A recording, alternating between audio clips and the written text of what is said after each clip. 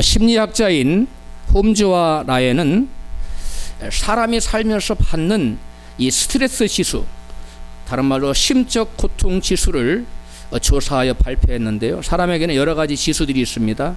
IQ도 있고요, 또 그 정서 EQ도 있고 여러 가지 지수가 있는데, 무슨 지수라고요? 이번에는 심적 고통 지수가 있는데, 어떤 사건을 맞았을 때 여러분 가장 심적인 큰 고통이 다가올까요? 어떤 사건을 맞았을 때 가장 스트레스가 강하게 다가올까요? 1위가 배우자의 죽음입니다. 100점이에요. 자, 2위가 이혼 73점. 이혼하지 마십시오. 3위가 별거를 해도 고통이 세지요. 65점. 감옥 생활 64점. 가족들의 죽음 63점입니다. 이 결과를 보면 쭉 나왔는데 제가 시간 관계상 5가지만 소개해 드리는데요. 이 하나같이 어떨 때 당하는 마음의 고통입니까? 사랑하는 사람을 잃어버렸을 때, 사랑하는 사람과 이별을 했을 때 당하는 심적 고통을 나타내는 것들입니다. 여러분, 사랑하는 사람과 이별을 했을 때, 헤어졌을 때 심적 고통 지수가 그 어떤 것보다도 크다는 거예요. 사랑하는 사람들이 극단적인 선택을 했을 때 그 남은 유가족들의 그 마음의 고통은, 그 상처는 이루 헤아릴 수가 없습니다. 그래서 그 사람이 평생 그 마음에 트라우마를 갖고, 마음에 깊은 상처를 갖고 살아갈 수밖에 없어요. 그래서 우리가 삶이 만만치 않지만, 아무리 삶이 힘들고 어려워도, 고단하고 힘들어도 여러분, 사랑하는 사람들의 남은 사람들을 생각해서 절대로 극단적인 선택을 해서는 된다, 안 된다? 이렇게 소리가 약해졌어요? 뭐 선택을 할 수도 있다는 거요, 뭐요? 여러분, 우리는 어떤 어려운 상황에서도 극단적인 선택을 하면 안 됩니다. 뭐 유명한 정치인이나 뭐 유명한 연예인이 한다고 따라하면 안 돼요. 이 무서운 겁니다. 그리고 그 영혼은 여러분 지옥을 피할 수 없고요. 예수님의 제자들이 자기들의 모든 것을 버려두고 예수님을 여러분 전적으로 믿고 의지하며 3년 반 동안을 따라다녔지 않습니까? 그런데 예수님이 그토록 믿고 의지하던 예수님이 어느 날 갑자기 제자들에게 그러시는 거예요. 내가 너희들을 떠나가야 되겠다. 너희들이 올 수 없는 곳으로. 본문이죠. 요한복음 16장 5절입니다. 지금 내가 나를 보내신 이에게로 가는데 너희 중에서 나더러 어디로 가느냐 묻는 자가 없고, 도리어 내가 이 말을 함으로 너희 마음에 근심이 가득하였도다. 아멘. 예수님께서는 제자들에게 내가 너희들을 떠나서 너희들이 내게로 올 수 없네, 그것으로 간다고 하니까 제자들이 너무 충격적이었어요. 그래서 애써 무시하고 감히 묻기도 꺼려했어요. 그런데 마음의 심적에 강하게 밀려오는 무엇은 감내할 수가 없었어요? 근심. 어떡하지 이제?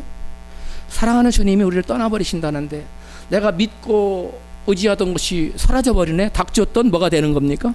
괴가 되는 거예요. 야, 얼마나 여러분 그 마음에 찾아오는 것이 무거웠겠어요. 이처럼 마음에 크나큰 근심으로 가득 찬 제자들에게 예수님께서는 이같이 말씀하셨어요. 본문 16장 7절이죠. 내가 너희에게 실상을 말하노니 내가 떠나가는 것이 너희에게 유익이라.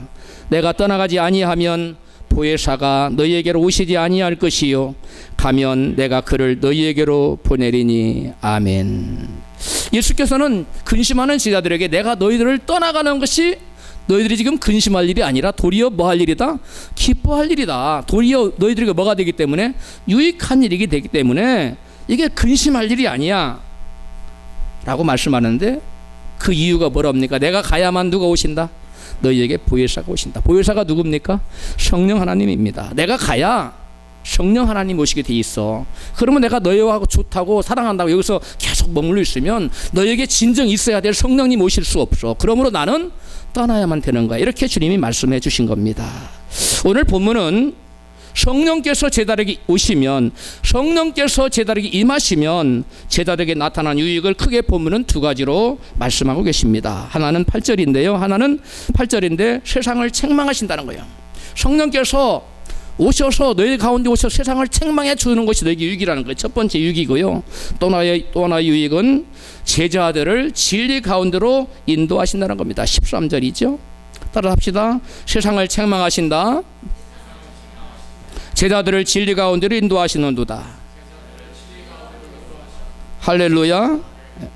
그러면 먼저 두 가지를 제가 여러분한테 설명을 드릴 텐데요.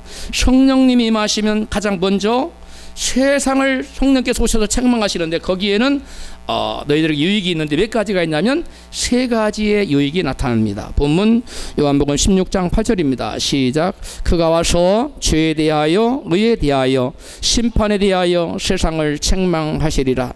여기서 책망하신다는 말은 엘렌코라는 말이에요. 원래 원어가 엘렌코라는 말인데 죄를 지적하다, 죄를 드러내다, 죄를 폭로하다, 그래 죄를 꾸짖다, 그 다음에 죄를 마침내는 바로잡다. 이게 엘랑코가 의미하는 뜻입니다. 그것을 다 종합해서 말하면 엘랑코라는 말은 죄를 지적하고 폭로해서 책망해가지고 꾸짖어가지고 뭐 한다는 거예요? 결국은 바로잡는다는 그런 것입니다. 그러니까 성령께서 오셔서 죄를 궁극적으로 지적해서 뭐예요? 바로잡아. 그래서 제자들에게 우리에게 반드시 성령께서 오셔야만 한다는 것입니다. 할렐루야.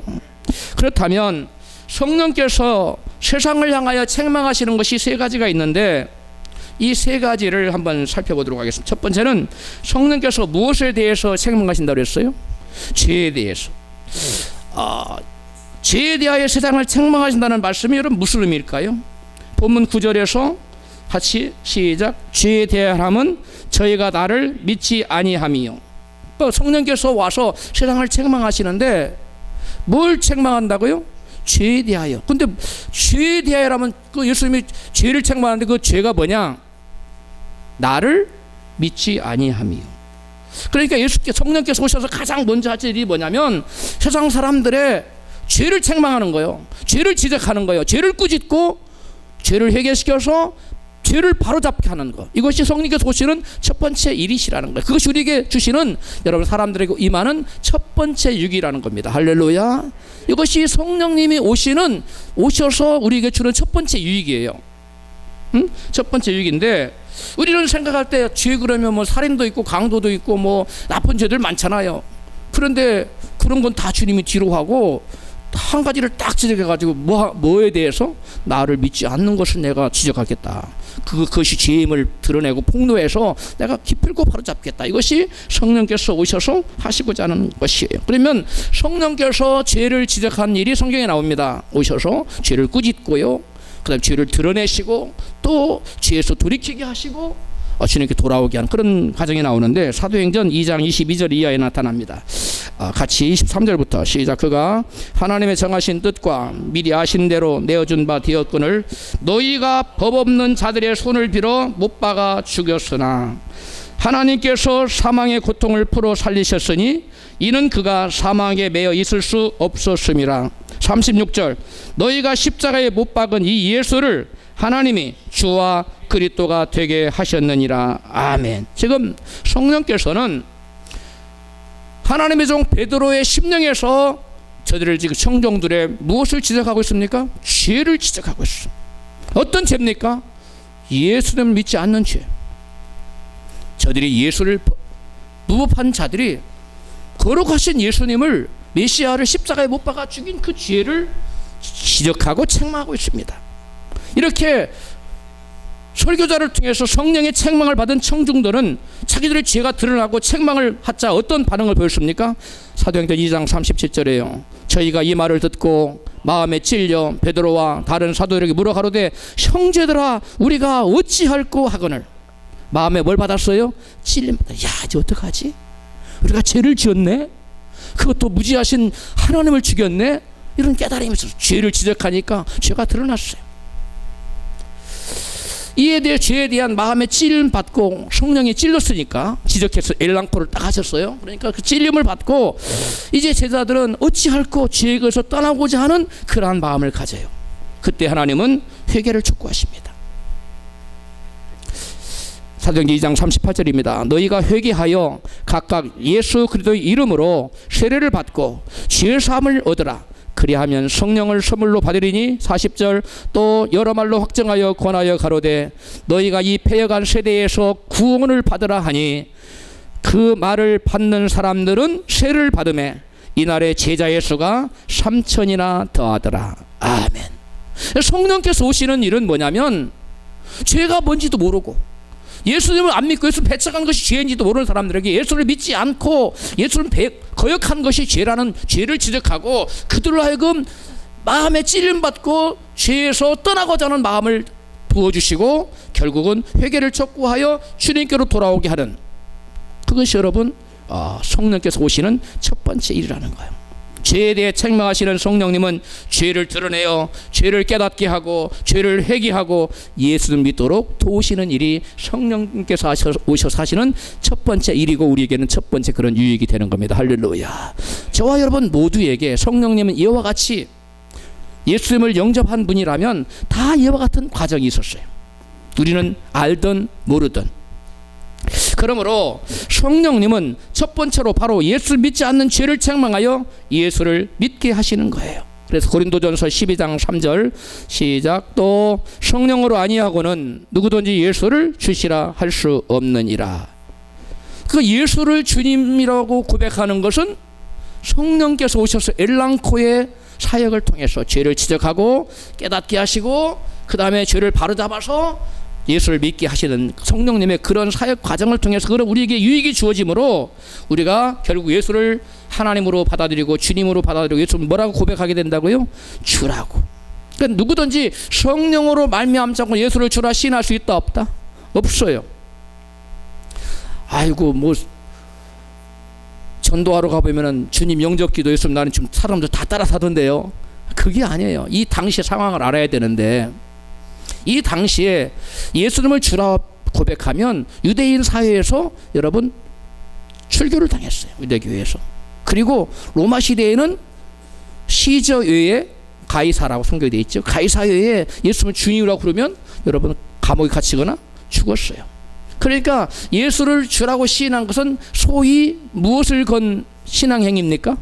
목숨 건 신앙행위예요. 그런 여러분 예수님을 위해서 목숨을 바칠 수 있는 신앙 고백을 할 수 있는 자리에 들어가는 것이 진정한 신앙인데 그러한 신앙 고백을 할 수 있으려면 내 안에 누가 오셔야 된다? 성령님이 오셔야 돼요. 그래서 목에 딱 칼을 대고 저번에 여러분 간증했죠?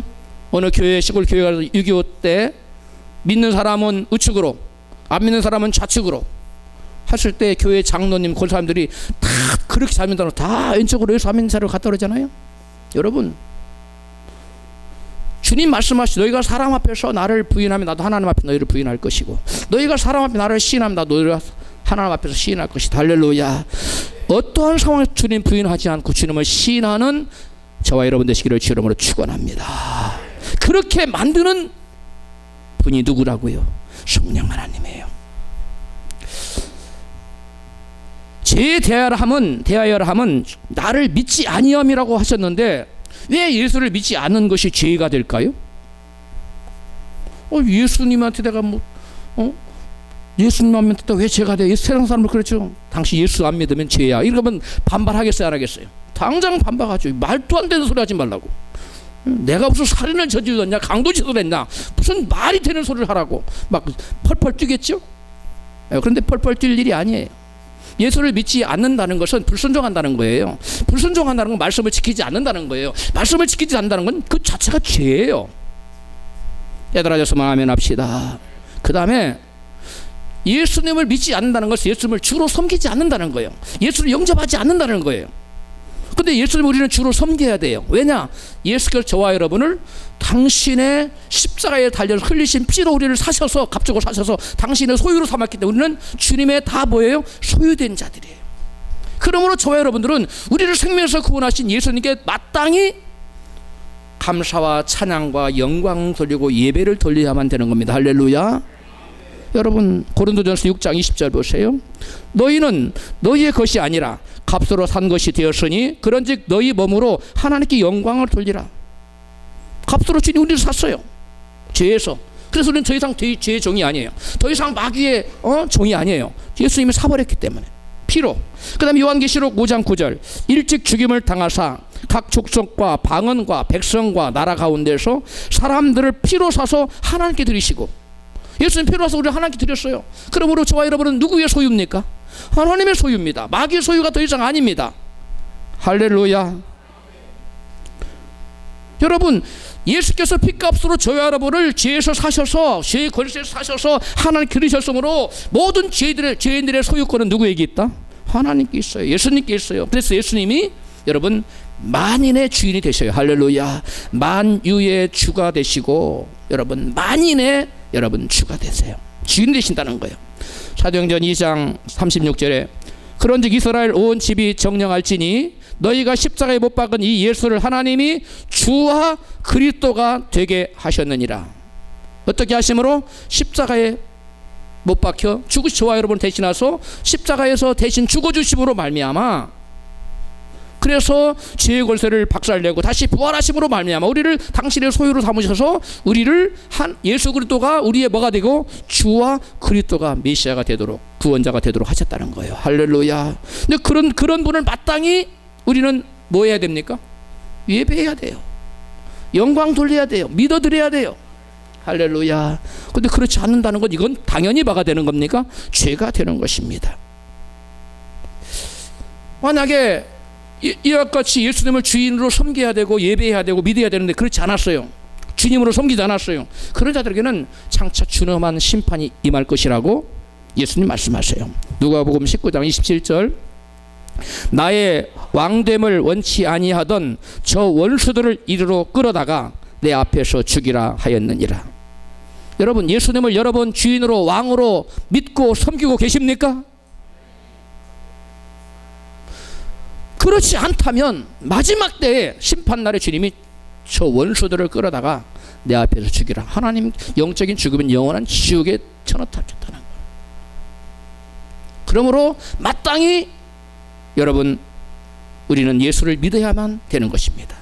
그분께 영광을 돌려야만 되는 거예요. 이게 의로움이에요. 예수 믿지 않는 것은 그 자체가 죄인 것입니다. 할렐루야. 여러분, 그래서 성령께서 주시는 우선적인 유익은 예수 안 믿는 자들의 죄를 뭐하여 드러내서 책망하여 회개시켜 여러분 구원시키는 데 있는 거예요. 그러므로 죽을 수밖에 없는 죄인들이 성령 받아 예수님을 주인으로 섬기지 못한 죄를 책망받고 회개하여 구원에 이르는 복을 받게 되는 거예요. 누가? 죽을 수밖에 없는 죄인들이. 누가 오셨기 때문에? 성령이 오셔서, 성령님이 오셔서 죄에 대하여 깨닫게 하심으로 우리로 하여금 믿지 않는 죄를 깨닫게 하셔서 믿는 자가 되어서 구원 얻는 자리로 옮겨주신다는 거. 할렐루야. 이 두 번째로 성령께서는 의에 대하여 세상을 심판하신다고 말씀하세요. 뭐에 대하여? 요한복음 16장 10절 본문 시작. 의에 대하여라 함은 내가 아버지께로 가니 너희가 다시 나를 보지 못하며. 이 말씀은 성도님들이 읽어서 이거 쉽게 이게 무슨 말씀이지? 금방 알을 수 있는 사람이 많지 않아요. 제가 조금 소상하게 말씀을 드리겠는데요. 예수님의 의로움을 증거하는 근거는 예수님이 부활하셔서 뭐하기 때문에? 아버지께로 갔기 때문에 예수님이 의롭다는 거예요. 지금 이 말씀은 그게 무슨 말이냐면 성령께서 이 땅에 오셔서 예수님이 부활하셔서 예수님의 부활을 증거함으로 그 다음에 승천하셔서 아버지께로 간 것을 밝힘으로 예수님이 뭐라는 것을 죄 없으신 의인이라는 것을 밝힘으로 예수님만이 의로우시고 예수님의 모든 자는 불의하다는 것을 밝혀주시는 거예요. 이게 무슨 말이냐면요, 로마서 3장 23절에 시작. 모든 사람이 죄를 범하였음에 하나님의 영광에 이르지 못한다고 증거되어 있어요. 모든 사람, 단 한 사람도 예외가 없습니다. 성인 공자도 그 누구도 한 사람도 예외 없이 모든 사람이 뭘 범했어요? 죄를 범했어요. 어떤 사람들을 설교하는 거 보면 13살 밑에는 예수를 안 믿어도 결혼 그딴 소리, 뚱딴지 같은 소리예요. 말이 안 되는 소리예요. 성경은 모든 사람이 죄를 범하였으면 어디에 이르지 못하더라? 하나님의 영광, 천국 못 가요. 모든 사람이에요. 한 사람도 예외가 없어요. 그런데 예수님은 가셨다네. 그럼 예수님은 뭐가 없다는 거예요? 죄가 없다는 거예요. 모든 사람이 죄가 있어서 하나님 앞에 못 간다는데 예수님은 가셨다는 거예요. 바로 성령께서 오셔서 이것을 말씀한다는 거예요. 내가 아버지께로 가니, 의에 대하여 내가 아버지께로 가니, 의에 대해 내가 아버지께로 간다는 거예요. 누구는 아버지께 갈 수 없어요. 죄인은. 근데 예수님은 죄가 없다는 거예요. 그러면 예수님은 어떠한 분이시다? 의로우신 분이다라는 거예요. 할렐루야. 이것을 누가 증거해 주신다? 성령님이 오셔서 세상을 책망한다는 거예요. 그 세상을 책망한다는 거 뭐예요? 너희들은 죄인이야 라고 책망한다는 거예요. 왜 죄인이냐? 아버지께로 가지 못하기 때문에. 그러므로 여기서 여러분, 모든 사람이 죄를 범하였기 때문에 세상에 속한 사람은 그 누구도 결코 하나님께 나아갈 수 있는 길이 있어요? 없어요? 없습니다. 아무도 못 나가요. 따라서 만약에 예수님께서도 죄가 이만큼 티끌만큼이라도 있으시다면 예수님께서도 하나님 앞에 나갈 수가 있습니까? 없습니까? 없어요. 마땅히 나갈 수가 없어요. 왜냐? 죄의 싹은 사망이기 때문에 그렇습니다. 그런데 예수님은 하나님 아버지께로 뭐 했다고요? 가셨다는 거예요. 그러므로 예수님은 죄가 털끝만큼이라도 있다 없다? 없어요. nothing. 죄가 아무것도 없어요. 무죄하신 예수님이에요. 그래서 예수님은 사망도 그를 가둘 수가 없었어요. 사도행전 2장 23절 너희가 법 없는 자들의 손에 빌어 못 박아 죽였으나 하나님께서 사망의 고통을 풀어 살리셨으니 이는 그가 사망에게 매여 있을 수 없었음이라. 왜 사망에게 매여 있을 수 없어요? 죄가 없기 때문에. 무법한 자들 예수님 십자가에 못 박아 죽였지만 예수님은 사망에 매여 있을 수 없는 게 예수님께 뭐가 없기 때문에? 죄가 없게. 사망은 무엇의 값입니까? 죄의 값. 근데 예수님 죄가 없는데 무슨 값을, 사망의 값을 지불할 이유가 없잖아요.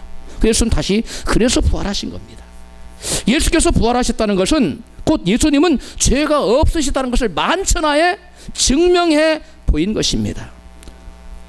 사망의 죄의 값은 사망이기 때문에 죄를 지은 사람은 사망을 당하여야 마땅하지만 죄 없는 사람은 사망을 당하면 됩니까? 안 됩니까? 결코 안 돼요.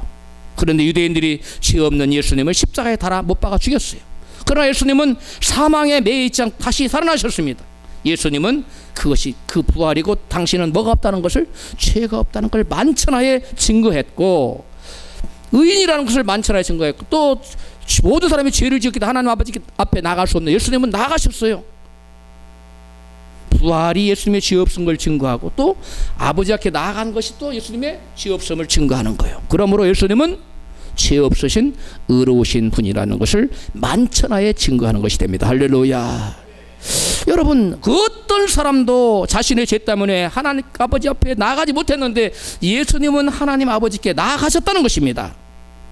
의에 대하여 함은 내가 아버지께로 가민이라는 말씀은 아버지께로 가신 예수님만 의롭고 세상의 모든 사람들은 다 죄인이라는 얘기가 되는 것입니다. 깨달아졌으면 아멘 합시다. 의에 대하여 함은 내가 아버지께로 가민이라는 말씀 무슨 말이냐면 그리스도께서 아버지께로 친히 가신 그리스도께서만이 의롭고 세상 모든 사람들은 예수님 외에 모든 사람들은 다 뭐하다? 죄인이라는, 불의하다는 것을 말씀하신 거예요. 즉 성령님이 오셔서 의로우신 예수님과 상관없이 살아가는, 예수님은 예수님이고 나는 나대로 살아가는 사람, 그 세상에 속한 사람들을 책망하신다는 거예요. 의에 대하여 함은 뭐예요? 내가 아버지께로 가민이라. 이것을 통해서 세상을 어떻게 책망하시느냐? 성령님은 의의 말씀에 불순종하여 하면서 죄의 종으로 사는 자들을 책망하여 회개시켜서 구원 얻게 하는 유익을 주신다는 거예요. 이게 무슨 말이냐면 바로 예수님만이 의로우신데 예수를 안 믿는 사람들은 예수님과 상관이 있어요? 없어요? 없어요. 그 사람들은 누구하고 상관이 있는 겁니까? 마귀하고 연합해 있어요. 마귀가 시키는 대로 온갖 죄를 다 지어요. 그래서 그들은 의에 대하여 내가 아버지 가로 나는 의인이고 너희들은 여전히 뭐다? 죄가 있다. 그래서 죄를 책망하시는 거예요. 예수께서 아버지께로 뭐 하심으로? 가심으로.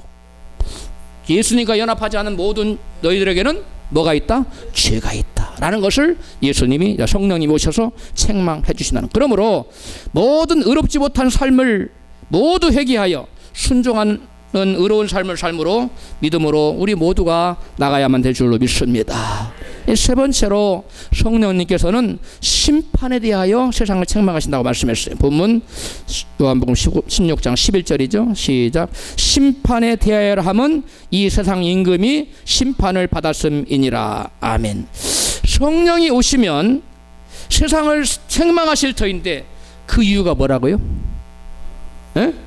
세상 임금인 마귀가 심판을 받았기 때문에 세상을 심판한다는 거예요. 이게 무슨 말이냐면 세상 임금이 심판을 받았듯이 너희도 만약에 세상과 구별되지 않으면 마귀와 분리되지 않고 여전히 마귀와 한 몸으로 살아간다면 너희들도 역시 마귀가 심판을 받았듯이 너희도 뭘 받을 수밖에 없다? 심판을 받을 수밖에 없다. 그 말이에요 이게.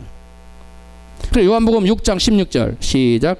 너희 자신을 종으로 들여 누구에게 순종하든지 그 순종함을 받는 자의 종이 되는 줄을 너희가 알지 못하느냐? 혹은 죄의 종으로 사망에 이르고 혹은 순종의 종으로 의에 이르느니라. 여러분 예수를 몰라요. 그리고 세상 왕인 마귀와 하나 돼서 살아가. 그런 사람들은 마귀의 종이에요. 죄의 종이에요. 그래서 마귀와 하나이기 때문에 세상은 이미 뭘로 심판받았어요? 세상 임금인 마귀는 뭘로 하나님으로부터 예수님으로부터 십자가의 심판을 받았는데 너희도 그와 똑같은 심판을 받게 될 거라는 거예요. 깨달아졌으면 아멘 합시다. 요한복음 8장 34절 한번 다시 보면 예수께서 대답하시되 진실로 진실로 너희에게 이르노니 죄를 범하는 자마다 죄의 종이라. 종은 영원히 집에 거하지 못하되 아들은 영원히 거하나니. 아멘. 종은 죄의 종을 말하는 거예요. 죄를 지어서 죄의 종된 자들은 하나님 아버지 집에 거할 수가 없다는 거예요. 여러분 뭐가 지금 심판을 받았어요? 뭐가 심판을 받았어요? 세상 임금이 심판을 받았어요. 세상 임금이 심판을 받았는데 예수님은 오셔서 무엇을 심판하겠다요? 심판에 대하여라면 심판에 대해 하나님께 책망하시겠다는데 심판에 대하여라면 이 세상 임금이 뭘 받았다? 심판을 받았다는 거예요. 근데 세상 임금이 심판받는 우리와 무슨 상관이 있어요? 세상 임금이 심판받은, 즉 마귀가, 세상 임금 마귀입니다. 세상 임금인 마귀가 심판받은 것과 저와 여러분과 세상 사람들과 무슨 상관이 있습니까? 우리가 예수를 믿지 않으면 누구와 한 몸이에요? 마귀와 한 몸이에요. 그리고 마귀가 시키는 대로 마귀의 종되어서 마귀와 한 가족이에요. 그러므로 마귀가 심판받을 때 마귀에게 구별되지 못한, 즉 세상으로 구별되지 못한 사람들은 마귀와 한 묶음이 되어서 마귀의 심판을 받을 때 동일한 심판을 받게 된다 그 말이에요. 할렐루야. 그래서 성령께서 오셔서 마귀가 심판받았어. 그러므로 너도 마귀와 같이 있으면 여전히 심판받을 것이니까 빨리 거기서 떠나. 그렇게 깨닫게 해주신다는 거. 할렐루야. 그것이 바로 엘렌코가 하는 성령님이 죄를 지적하고 깨닫게 하시고 돌이키게 하시는 그러한 역사고 우리에겐 그러한 은혜를 주신다는 겁니다. 그래서 사람들이 마귀처럼 심판을 받게 되기 때문에 마귀처럼 살면 예수님은 죄인들을 마귀에서 구원하시려고 십자가를 지셨는데요. 히브리서 2장 15절 이것을 말씀해요.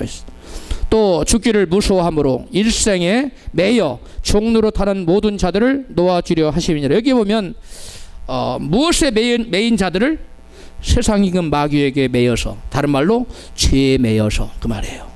그 말이 그 말이에요. 마귀에게 매여 있다는 얘기나 또 죄에 매여 있다는 거나 똑같아요. 죄에 매여서 일생 동안 뭐 노릇하는?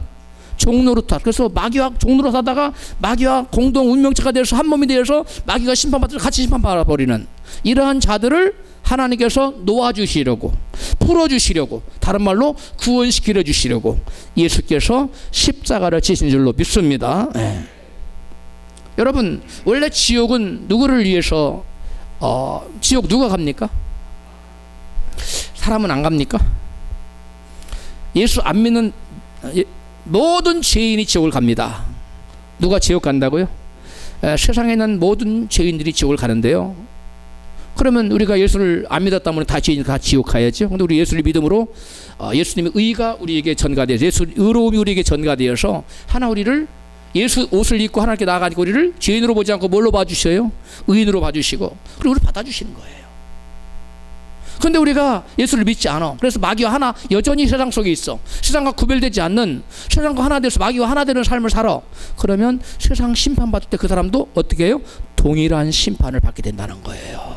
그래서 바로 성령께서 오셔서 심판에 대하여 함은 이 세상 임금이 심판을 받았다라는 것을 깨닫게 해준다는 거예요. 그러면 너희들도 세상 임금 심판받을 때 세상 임금 마귀와 짝하여 살면, 같이 연합하여 살고 있으면 마귀와 똑같이 심판을 받기 때문에 거기에서 뭐하라? 구별되어라. 거기서 나와라. 우리 옆에 계신 분에게 거기서 나오십시오. 거기가 어디예요? 세상이에요. 죄예요. 세상이에요. 마귀예요. 불의한 곳이에요. 거기서 나와야 돼요. 거기서 나와야만 됩니다. 할렐루야. 거기서 나오지 않으면 계속 종노릇해요. 마귀에. 그럼 마귀가 심판받을 때 같이 심판받아요. 그래서 성령께서 오셔서 이것을 깨닫게 해준다는 거예요. 할렐루야. 히브리서 세상 임금 심판받은 사실을 히브리서 2장 14절에 이렇게 증거하고 있습니다. 같이 그가 죽임을 겪으시고서 죽음의 세력을 쥐고 있는 자 곧 마귀를 멸하시고 라고 되어 있어요. 악마를 멸하시고 라고 되어 있어요. 이게 세번역 성경인데요. 십자가에서 죽음을 당하시고 죽음의 세력, 사망의 권세를 잡은 마귀를 뭐 했다고요? 멸하셨어요. 그러므로 마귀와 연합되어 있는 사람들은 마귀와 같이 뭘 받아요? 멸망받아요. 그렇기 때문에 심판받은 마귀와 연합되어 있으면 된다, 안 된다? 안 돼요. 그러므로 저와 여러분은 세상으로부터, 마귀로부터, 죄로부터 온전히 구별된 삶을 살아야 되는 줄로 믿습니다. 구별되지 않으면 안 돼요. 나 예수를 믿습니다. 그러면서 삶이 구별되지 않았어요. 세상 사람들과 똑같은 가치관, 세상 사람들과 똑같은 생각, 세상 사람들과 똑같은 행동을 하면서 예수 믿습니다. 그건 하나님이 봐주지 않아요. 인정하지 않습니다. 너의 믿음은 축정이다. 너의 믿음은 내가 받아줄 수가 없구나 라고 말씀하세요. 그러므로 성령께서 책망하실 때 빨리 깨달으시고, 성령께서 책망하실 때 빨리 뭐 하시고? 깨달으시고 세상에서 떠나시는 저와 여러분 되시기를 축원합니다. 여러분, 마귀에 속아서 세상과 구별되지 않는 죄를 계속 짓는, 마귀와 하나 되어서 지키게 되는 영벌의 심판을 받게 될 죄악들을 성경은 이렇게 대여섯 군데에서 이렇게 말씀하고 있는데, 대표적인 것이 갈라디아서 5장 19절이에요. 같이 읽습니다. 육체의 일은 현저하니 곧 음행과 더러운 것과 호색과 우상숭배와 술수와 원수를 맺는 것과 분쟁과 시기와 분냄과 당짓는 것과 불리함과 이단과 투기와 술취함과 또 그와 같은 것들이라. 전에 너희에게 경계한 것 같이 경계하노니 이런 일을 행하는 자들은 하나님의 나라를 유업으로 받지 못할 것이요. 아멘. 성경에 보면 사망에 이르지 아니하는 죄도 있다고 그랬어요. 근데 사망에 이르는 죄가 있어요. 이게 사망에 이르는 죄인데요. 이런 죄에서는 빨리 뭐 해야 돼요? 돌아서야 돼요. 이런 죄에 하나라도 걸리거든 철저히 회개하시고 돌아서는 여러분 되시기를 주로 축원합니다. 가장 많은 것들이 음행이지. 음행, 더러운 거, 호색, 같은 얘기들 다. 그 다음에 우리를 예수 그리스도의 십자가로 인도하여 이런 사망죄와 그에 따른 심판에서 풀어주시려고 성령님은 오셔서 심판에 대하여 뭐예요? 책망하시는 거예요.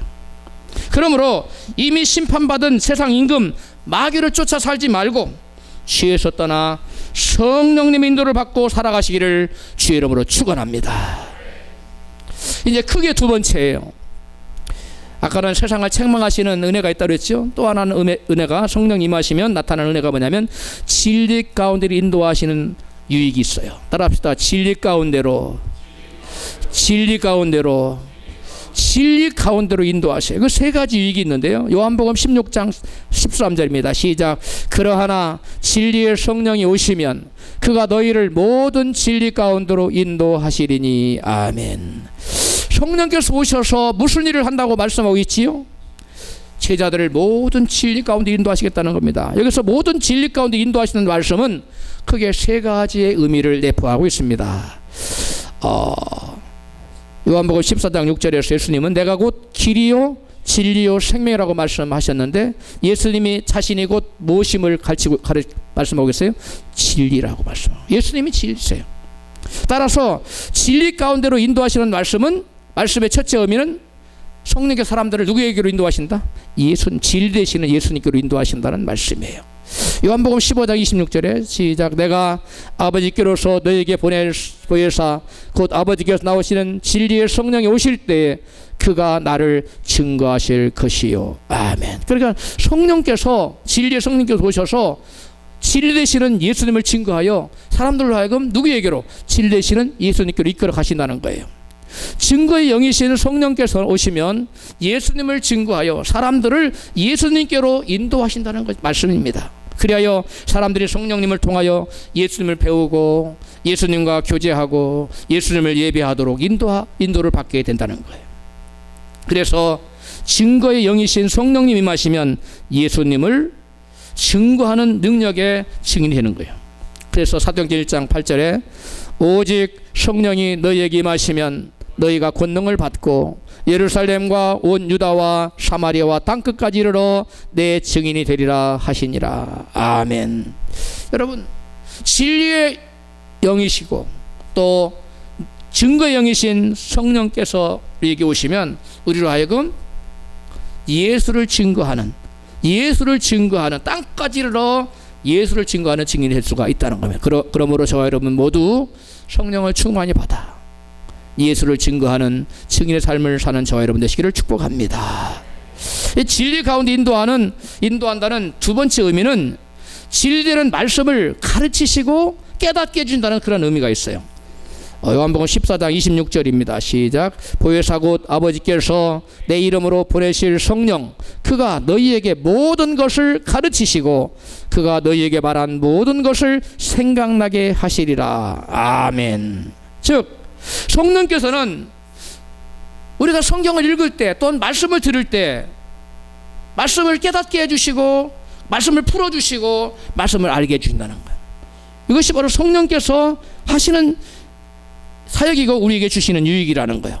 만약에 성령께서 우리에게 오셔서 진리를 가르쳐 주시지 않는다면, 진리를 깨닫게 해주시지 않는다면 우리는 성경을 말씀을 읽을 때 깨달을 수 있을까요? 없습니다. 여러분, 오늘날 많은 신신학자들 박사학위가 몇 개씩 되는데 성경을 이상하게 풀어. 왜 그래요? 성령께서 그들 심령에 임하셔서 성경을 조명해 주지 않기 때문에. 성경의 저자는 누굽니까? 성령 하나님이세요. 진리의 성령께서 성경을 기록하게 하셨는데 그 진리의 성령께서 성경 깨달을 수 있는 깨달음을 조명해 주지 않으면, 깨달음을 주지 않으면 성경이 절대 풀리지 않아요. 그래서 여러분 성경을 읽을 때는 성령님 이 시간 오셔서 성경을 깨닫게 해주시고 보여주시고 알게 해주세요 이렇게 기도하고 읽어야 됩니다. 할렐루야. 네. 그래서 성경은 여러분 끊임없이 성령께서 우리에게 오셔서 지혜를 주시고 조명해 주시고 밝혀 주셔서 알게 해주시는 것이 성령님이 하시는 이 역사예요. 할렐루야. 뿐만 아니라 성령님은 성경을 읽을 때 깨닫게 또 해주시면 장래의 일을 알려주심으로 진리 가운데로 인도하신다고 했어요. 무슨 일을 알게 해주세요? 장래의 일을 성령께서. 요한복음 본문 16장 13절 마지막에 장래의 일을 너희에게 알리시리라. 성령께서 장래의 일을 알리신다는 말씀 무슨 말씀이냐면 사도들에게 성령께서 임하셔서 장차 구원 사역에 구원 사역을 위해 장말에 일어날 모든 일들을 미리 계시해 주시겠다는 말씀이에요.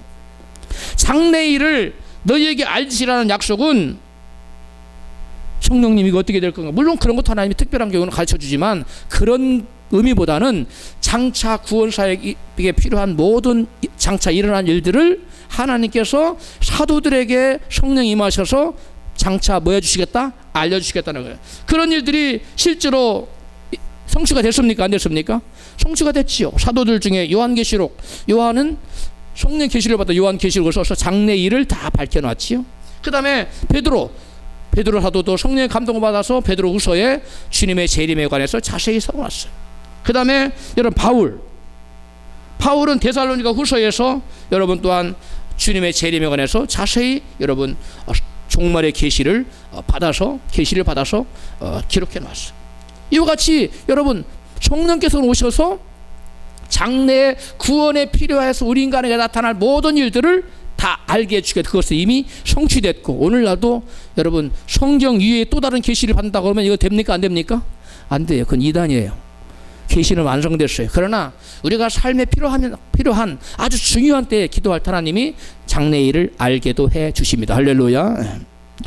또 진리 가운데로 인도하시다는 말씀의 세 번째 의미는 진리 안에서 행하도록 인도하시겠다는 의미가 있어요. 요한 3서 1장 3절 형제들아 형제들이 와서 내게 있는 진리를 증거하되 내가 진리 안에서 행한다 하니 내가 심히 기뻐하노라. 내가 내 자녀들이 진리 안에서 행한다 하는 듣는 것보다 더 즐거움이 없도다. 아멘. 진리 가운데로 인도하신다는 것은 진리 안에서 행하도록 성령께서 말씀에 열매 맺도록 인도하신다는 거예요. 뭐 하도록요? 진리 안에서 행한다는 거. 진리 가운데로 인도한다는 건 진리 안에서 행하도록 인도한다는 건데, 진리 안에서 행한다는 것은 말씀에 열매 맺도록 인도하신다는 거예요. 할렐루야. 그리고 저와 여러분 말씀에 열매 맺는 삶은 성령께서 오셔서 이와 같이 진리 가운데로 인도해 주실 때 우리가 말씀의 열매, 믿음의 열매, 성령의 열매 같은 열매들을 맺게 되는 줄로 믿습니다. 마태복음 7장 17절부터 이와 같이 좋은 나무마다 아름다운 열매를 맺고 못된 나무가 나쁜 열매를 맺나니 좋은 나무가 나쁜 열매를 맺을 수 없고 못된 나무가 아름다운 열매를 맺을 수 없느니라. 아름다운 열매를 맺지 아니하는 나무마다 찍혀 불에 던지우느니라. 아멘. 여러분, 우리를 예수 믿게 한 것은 하나님 열매 맺기 위해서 합니다. 우리에게 믿음을 주신 것은 열매 맺도록 하게 하는 목적이 있어요. 그런데 그 열매는 누가 오셔야 가능하냐? 성령께서 오셔서 우리를 어디로 인도해야 돼요? 진리 가운데 인도해야 돼요. 즉 다른 말로 요한의 표현으로 말하면 진리 안에서 행하도록, 예수님 말씀으로 말하면 성령의 그 말씀의 열매를 맺도록, 또 바울의 표현에 의하면 성령의 열매를 맺도록 해주셔야만 된다. 갈라디아서 5장 22절입니다. 오직 성령의 열매는 사랑과 희락과 화평과 오래 참음과 자비와 양선과 충성과 온유와 절제니. 아멘. 여러분, 성령이 오셔서 주시는 유익은 성령 받은 사람들로 하여금 성령의 열매를 맺고 살도록 인도해 주신다는 거예요. 어디로 인도해요? 진리 가운데로. 그 진리 가운데 인도한다는 말은 다른 말로 진리 안에 생하도록, 다른 말로 열매 맺고 살도록 성령 열매를 맺으십시다. 나 자신에게 이거 보니까 사랑과 희락과 화평과 오래 참음과 자비 양선과 충성과 온유와 절제와 같은 열매가 내게 없다 보니까, 그런 분들은 성령 받기를 간절히 사모하십시오. 주님을 만나십시오. 그러면 내가 이 열매를 맺으려고 노력을 안 해도 그냥 저절로 맺혀요. 근데 성령을 받지 못하면, 성령님과의 체험이 없으면, 성령님 나를 주관하지 않으면 이런 열매를 맺으려고 아무리 해도 안 맺혀져요. 그래서 성령이 임하셔야 됩니다. 그리고 성령이 임하시면 나타나는 결정적인 유익은 자신의 영광이 아닌 하나님의 영광을 위해 살도록 하신다는 거예요.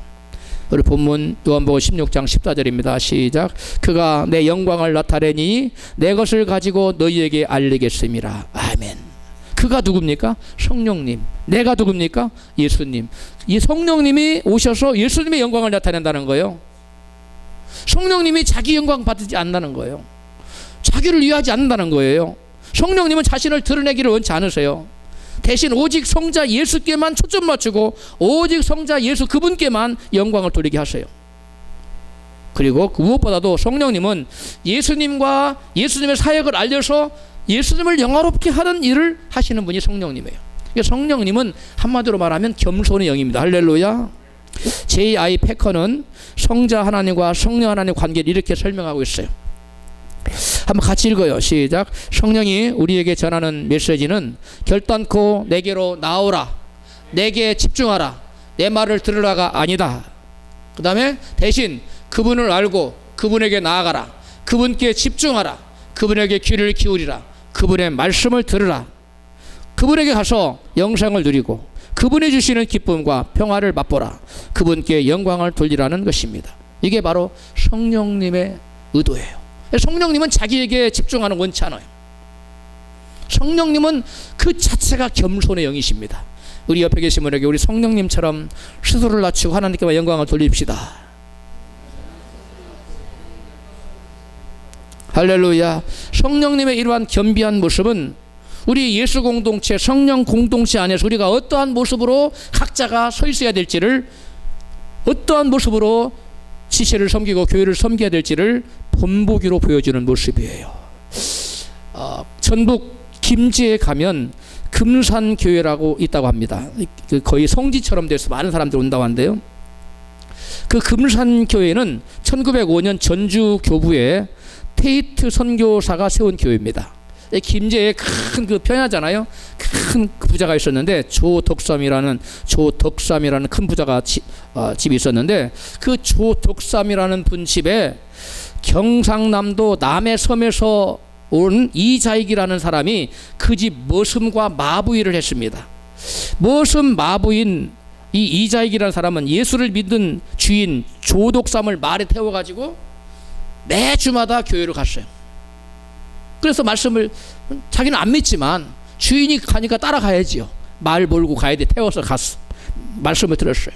예배가 끝나기를 기다리면서 말씀을 듣다 보니까 믿음은 뭐에서 난다고?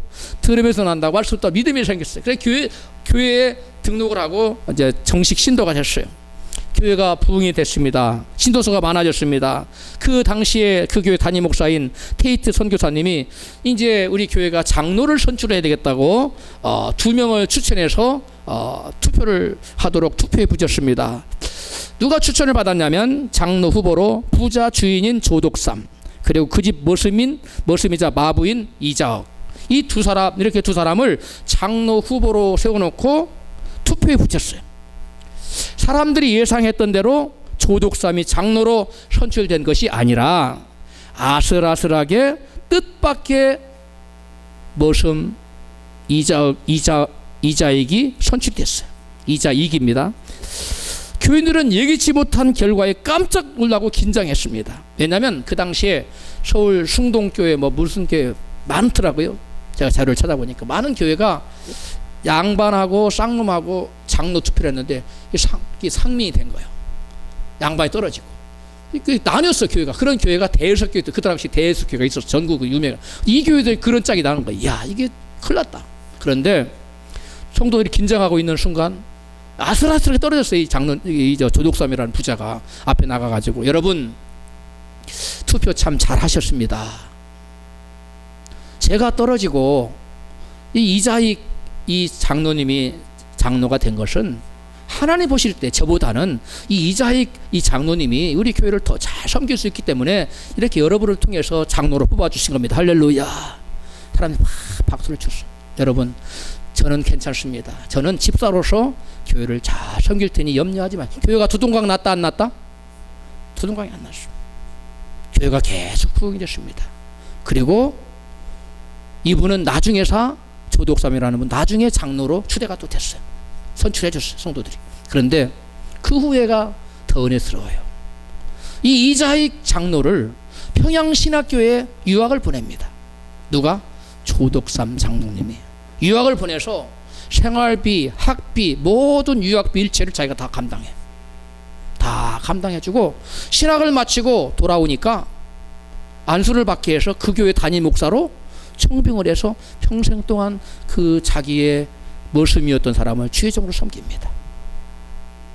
이게 우리나라의 아주 아름다운 교회의 모습으로 많은 사람이 이 얘기 때문에 거기를 방문한다고 합니다.